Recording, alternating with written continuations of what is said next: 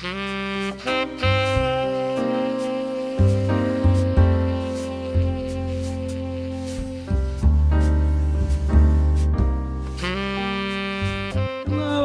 everyone.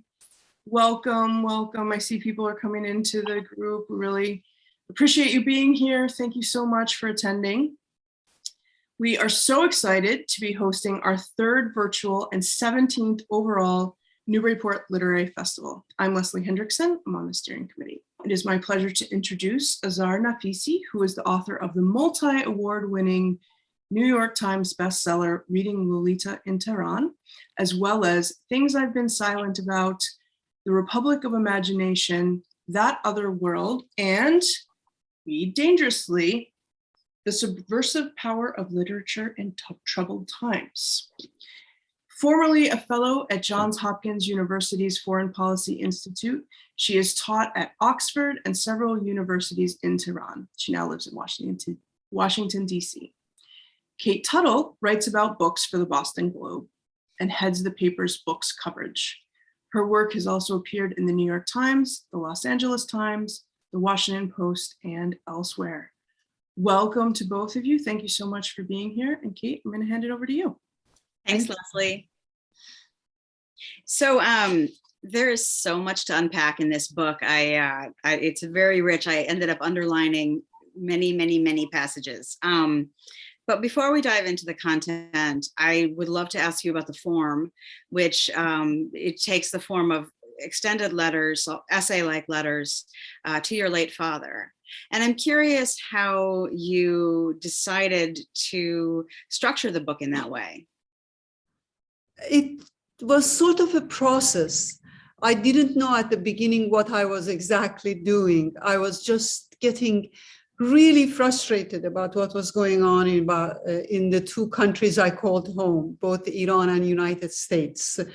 In Iran, there were just multiple protests, and the regime would use all the violence they could muster against the peaceful protesters, and there was no end, and there is no end in sight to that violence. And in the US, it was the polarization. And of course, Donald Trump was coming to be the president, and that brought the polarizations to the surface. So I was very frustrated and outraged. And usually when I get frustrated or outraged, one way for me to be able to control it is to write. And so I was writing in my diary, and I kept having these weird conversations in my diary, which turned into letters to all sorts of random people. It was like Saul Bellows Herzog, Abraham Lincoln, and Donald Trump, in fact, and my father too. But it couldn't be turned into a book. They were too random what was happening, and I wanted it to be letters because I didn't want just pure essay. I wanted something more intimate, but at the same time, something that would allow me to develop the ideas and the themes. So I decided that I will write to the writers whose books I'd chosen. But that was too artificial. I mean, I didn't know them personally. And what was I going to write them? This is what your book is all about, So I was talking about my problem with a friend, and she said, why don't you choose a third person to write to? And from there, it was easy to choose my father as that third person. Because with my father, I had such a long history. of communicating and, in fact, correspondence. The first time he wrote to me, I couldn't read or write. I was only 4 years old. And he wrote in his diary a letter to me about where he was then, what he saw for the future, and what impact I made in his life. And the first time I wrote to him, I was 6 years old, and he was studying in the American University here in Washington, D.C. And I would write on scraps of paper. I had just learned how to write, and end it with saying, Baba, meaning daddy or father, Baba's daughter, love Azi. And later in our lives, we continued this form of communication.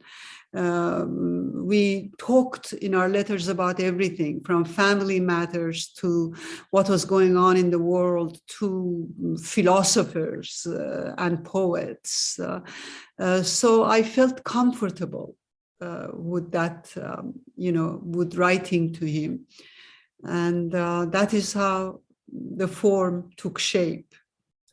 I'm curious what you think he would make of not only the book, but the circumstances that led you to write the book. I mean, he's been gone several years now, but what do you think he would make of the election of Donald Trump, the pandemic, rising totalitarian governments throughout the world, the protests in Iran, and how the regime has responded to them? What do you think he would say if he could answer your letters?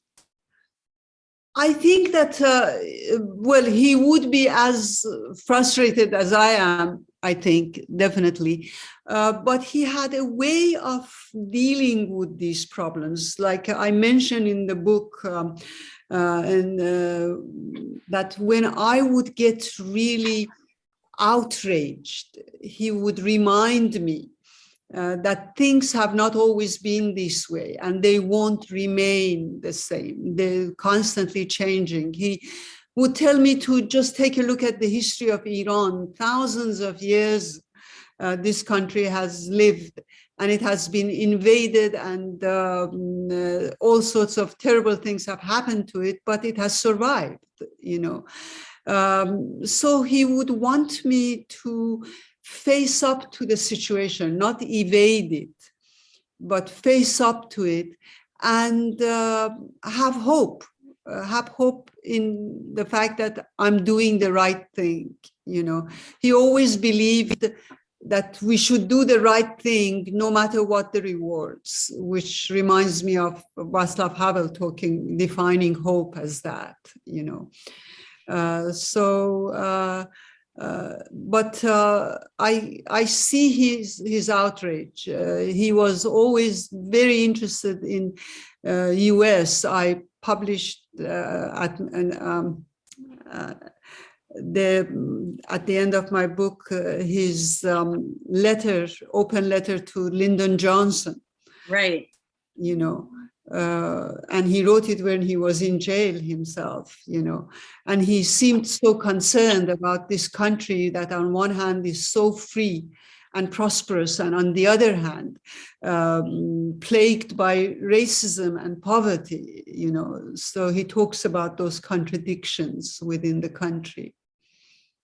What, the book is kind of a celebration of certain books and authors, and also a challenge to readers to sort of engage with literature as a way to understand our individual freedom and the freedom of the imagination, even when governments might be letting us down. The book contains a lot of pointed criticism of Trump and the political legacy he's left here. And I'm curious, as somebody who came here from Iran, how worried do you feel now about America's political future? Oh boy, do I feel worried. I mean, this worrying is not new. Almost as soon as I came here, I was noticing the changes. That is what living under a totalitarian system does to you. It sensitizes you to the signs that before one would have missed. At the end of reading Lolita, I posed the question that Saul Bellow posed, that those who survived the ordeal of the Holocaust, how will they survive the ordeal of freedom? And he mentions that in a totalitarian society, death is so obvious. I mean, the violent is so obvious, but it is not that way in a democracy. He said, what threatens a democracy is its sleeping consciousness and its atrophy of feeling. That is what I was afraid of when I was writing Republic of Imagination, which is the history of how I became an American. Because I worried about America, I knew that I loved it. And because I criticized America, I knew that I wanted to be part of the movement to change it. That is love of a country, I think, is that you care. With this book, the totalitarian trends, I mean, I mention in the book that America is not the Islamic Republic of Iran. This is a country that is still very free and the institutions are democratic. And the fact that you and I are talking this way shows that it is not a totalitarian society, but there are totalitarian trends. And those who think it doesn't happen here, they're blind, because it has happened here before. We had slavery in the West. Only in 20th century, we had fascism and communism and 2 world wars. So we can't say it won't happen here because we are free. This freedom was bought with the blood of a lot of citizens of this country. And the freedom needs to be nurtured and nourished in order for it to work. Otherwise, it will wither and die, you know. So this is the time to be very, very alert. What do you think the role is of readers? I mean, the book is, you end the book with an exhortation to readers. You say, readers of the world unite. In the introduction, you say, reading doesn't necessarily lead to direct political action, but it fosters a mindset that questions and doubts. And I'm curious, what role do you see for readers in a democracy to keep our democracy alive and vital? Well, you know, actually, in that concluding chapter, I brought a quote from Nabokov saying that readers are born free and they ought to remain free. We always think of freedom of expression in terms of writers. And if a writer is censored, banned, or jailed, we do everything we can to free them and allow them that freedom of expression, which is great. But we as readers sometimes forget that writers' freedom guarantees readers' freedom. So to be concrete, for example, now when so many books are being banned, and censored, we need to be proactive as readers. I always imagine that we have subversive book groups in libraries and bookstores and schools and universities, where we read the banned books and we discuss them and we connect to the community. We take this to the public, you know, because democracy and liberal arts go hand in hand, you know. I remember when I would talk at some liberal art colleges, they would tell me about how Chinese would come and visit them, and knowing that they can't have it. No totalitarian society can have humanities. Ayatollah Khomeini called humanities and the universities more dangerous than bombs. So that mindset is very important, that diversity-oriented mindset that wants to bring in different voices, which literature and arts bring to us, is important. Another thing you write is you say that we need to learn to engage with the opposition. And you add that knowing your enemy involves discovering yourself. And I'm curious about reading, engaging with the books that you read and writing about the books. How did that help you discover yourself and to arm yourself with the ideas that would help you sort of, at least rhetorically, fight against authoritarianism? A lot of times reading helps me formulate feelings and emotions that I have felt, but I could not bring to the surface. And reading helps me to realize those emotions. Writing and reading has helped me a great deal to be more tolerant. For example, when I was reading Lolita, before that, I was so angry. And when I talked about the Islamic Republic, I talked about it as if that is every single person associated with it were the enemy. But when I started reading Lolita, I became much more generous because, for example, I realized that even those who were officials like the head of the students, the Islamic Students Association at our university, who was the most powerful association. They could throw any of us out at the blink of an eye. I mentioned it in that book, how much he wanted to have dialogue with me and convince me that we're not all bad. And when they were going to expel me from the university, he sided with me.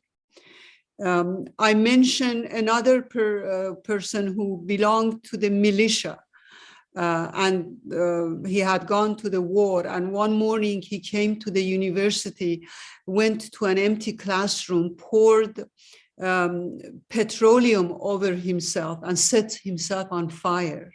Oh my God. And then he started running in the hall, shouting, "Look what they've done to us."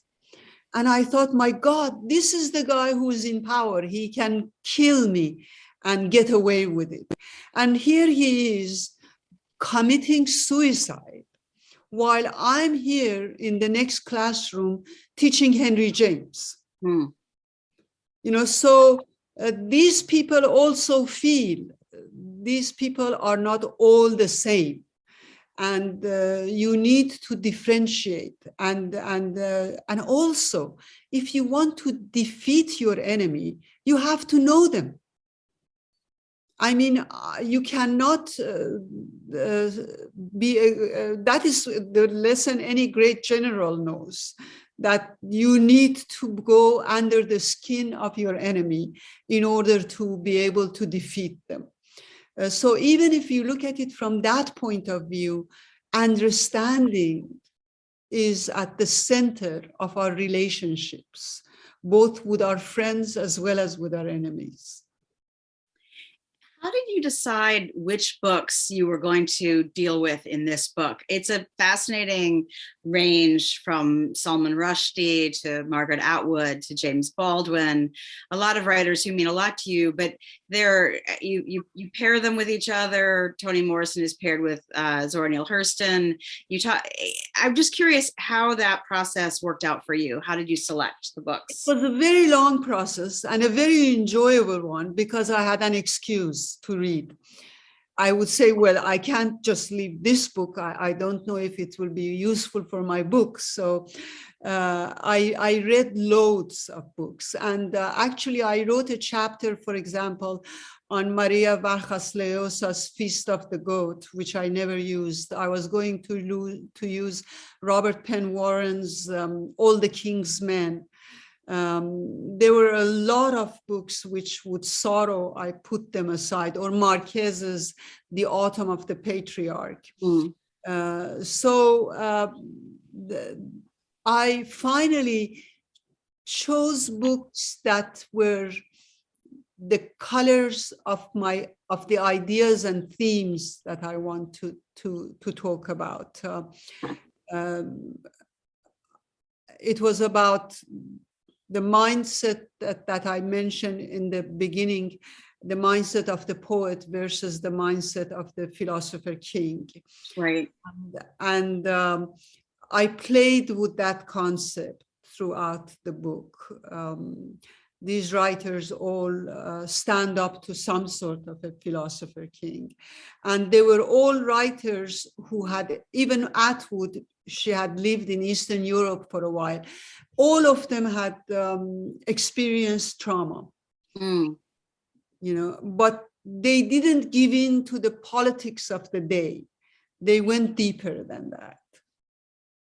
You write about, you mentioned it with Baldwin and with others, the literature of witness, the stance that a writer can take when witnessing trauma, living through trauma, but leaving behind a testimony for later readers to pick up. Can you talk a little bit about that, the literature of witness? Yeah, being a witness means that you don't impose your own prejudices or presuppositions on a work, that you write for the truth and you write the truth. And truth is also very dangerous. We know that how tyrants hate it.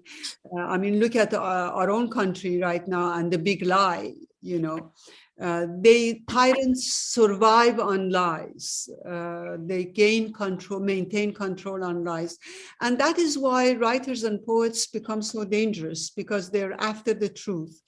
And if they are great writers and poets, they won't impose their prejudices. They go beyond that.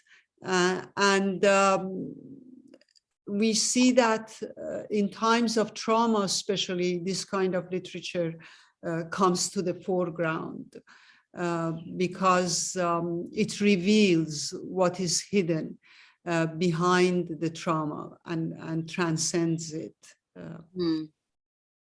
I think there are a couple of interesting questions here. I'm going to ask one. Laura asks, what is one book, maybe in addition to your own book, you would hand to someone who doesn't think totalitarianism can happen here in the US? Oh boy, one book, huh? Just one to start. There is a book by Anne Applebaum, Twilight of Democracy. I love all the books by Hannah Arendt. So, she is really great on totalitarianism. And Václav Havel talks about his critique of the West, and the loss of spirituality in them. So he also is a good person to read. You write about some comparison. You make a comparison between Margaret Atwood's Gilead and the Islamic Republic of Iran, including the way ordinary people tend to try to keep on living as their rights and freedoms are being taken away. We sort of put on blinders, try to keep on with our regular life, try to ignore the violence happening among us. How do you see the role of literature in helping to open our eyes and helping us to understand, not only understand rising totalitarianism, but resist it? It is exactly because what you were saying, we want to evade reality, that we ban books. Literature, if it weren't effective, if it didn't hit where it hurt, why would we react to a group of men and women whose only weapon is their words? They have nothing else. And why would we censor them, jail them, and even kill them? The whole idea is that they reveal reality to us and they bring pain to us. Now, in America today, we want to avoid pain. We would rather be complacent. You know, I'm so tired of hearing people saying, I'm not comfortable with that. And I was going to say to them that, you know, you shouldn't be comfortable all the time. Life is not comfortable. Part of it is being comfortable, but it is not comfortable. And if you cannot tolerate that pain and anguish that writing brings to you, preparing you for reality, if you cannot tolerate that, how can you tolerate reality itself? If I cannot talk about the war in Ukraine because it hurts, then how can I face that war? Because that war is not going to go away. It's going to be there, you know. And these books that are banned, from Mark Twain right down to Toni Morrison, they all reveal the truth, and they create a kind of reality that is so painful that we want to evade it. Mark Twain used to say, don't say the lady screamed, bring her onto the stage and let her scream. And that is what great books do. They let the lady scream. They don't just tell you. And that becomes a painful experience sometimes. And sometimes there are joyous experiences, but it's a mixed bag, you know. And writing teaches us that life is ambiguous, that life is paradoxical, that life is contradictory and complex. And that is one of the greatest lessons we can learn. Yeah, you write a lot about the complexity of that in literature there is moral complexity, there is an examination of the full range of humanity. Characters are not either all good or all bad, and that the sort of not only political but almost aesthetic mindset of authoritarianism is a kind of flattening of characters. Everything's black or white. Everyone's a hero or a villain. Do you think that I mean, I guess I'm trying to understand, like, how do you think people still keep writing beautiful works even under authoritarian leadership? Where does that come from? That hopefulness, or that indomitable spirit to keep creating even when a government is trying to quash your freedom to create? Actually, it becomes a survival kit. Writing and making music, making art. I keep having this image of that young woman sitting on a chair in the middle of the ruins in Ukraine, playing her cello. Yeah. You know, now the cello does not take the ruins away or does not prevent the death of so many innocent people, but it gives her a sense of dignity. And it gives her a sense of continuity in life and not in death. You know, I always think when I read about how in concentration camps and in the gulags, and I see it in jails in Iran, people turn to literature and to music and to art.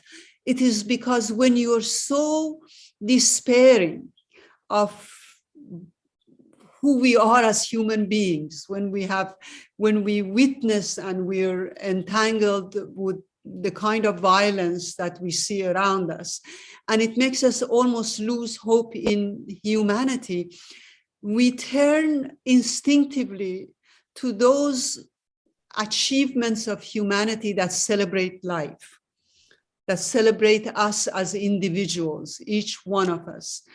And that is where we go to art and literature. they did become, for me, they were a survival kit when I was living in Iran. And yeah. Well, I'm curious about you as your own history as a reader. Like, what books do you remember from your earliest days as a serious reader, let's say as a high school student? What were the books that encouraged you and inspired you and opened up your world? Well, before I could read, I would listen to my father. And every night, since I was 3.5 years old, he would tell me a story. And he was very democratic in the way he did it. One day we would go to our epic poet Ferdowsi, who lived 1,000 years ago, and talk about Iranian mythology, ancient Iran, and this mythology and history. And the other night we'll fly to France with Little Prince, to England with Alice, to Italy with Pinocchio, to Denmark with Little Match Girl, to America with Charlotte's Web. So from early childhood, I realized that I can stay in my little room in Tehran and the whole world will come to me. So it was, and during my teenage years, I was a voracious reader and I read everything from mysteries. Both my father and I loved mysteries and I still read them a lot. I keep thinking maybe I should write about them. You should, absolutely. Yeah, I keep, it's in the back of my mind all the time. From mysteries to Brothers Karamazov, to the death of Ivan Ilyich, to Pride and Prejudice, Tristram Shandy. No, Tristram Shandy was when I was in college. I didn't read it when I was a teenager. When Iran was and still is very cosmopolitan. So when I was a kid, for example, Russian writers and French writers were very popular. So we would read Balzac and Tolstoy and Chekhov and Turgenev and Dostoevsky. And it was really amazing how various our reading was at the time. What is it like today in Iran if you want to read widely, read international authors? Is it difficult? Do you have to hide your reading? Can you get in trouble? It can become difficult. I mean, there are banned books, like, for example, when I was in my private class teaching Lolita, we had to Xerox. People a lot of times Xerox one copy and or sometimes one person reads it and then gives it to the other, but they're very well read. I mean, when I went back home, I got to know the Latin American writers, like Marquez, for example, or Borges. I mean, these people are well known in Iran, and people react to them a great deal. Even people within the regime are curious about them. So when I came back to America, actually, I read less international writers. I'm less familiar with them than when I was back in Iran, definitely. Do you, somebody asked a question in the chat, which is a great question. What book or books would you like an authoritarian ruler to read and understand? A reading list for somebody awful.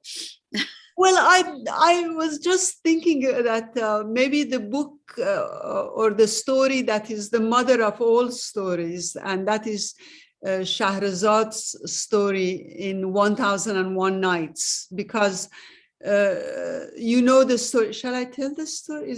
Tell the story? Is it okay? There's this king whose queen betrays him with her slave, and the king becomes very disenchanted, kills both of them, and from then on he's so angry about what has happened, that he thinks because her queen betrayed him, all women are betrayers. And every night he marries a young virgin, and in the morning, before she can betray him, he kills her. So the Wazirs, which is the prime minister sort of the Shah, has a daughter. And the interesting thing about it is that in the story, well, she's always beautiful. They're all beautiful. But what is focused on is her wisdom. She's learned and has a lot of wisdom. And she tells her father to marry her to the king. And when she marries the king, she brings her sister in and she tells the king, before you kill me, I have a story to tell my sister. Every night I tell her a story. Let me tell her this story and then kill me. And so the king agrees and she tells the story, but doesn't finish it when the cock crows. So the king allows her to stay alive one more night to finish the story. And by the end of it, she has for 1001 nights been telling stories within stories. And the king, who before was not curious about women, about the world, becomes curious. He wants to know. He wants to know what happened to these people. And he discovers that not all women are bad. The characters in these stories, some of the women, some of the queens were much better than the kings. And not all kings are good. And so she cures him. She heals him. And as is the custom in such stories, they live happily ever after. But I love that story. It's a story fit to tell a tyrant. Absolutely. If only to keep him busy for 1,000 nights, so nothing bad 1,000 nights. We could all use 1,000 nights without war. Yeah,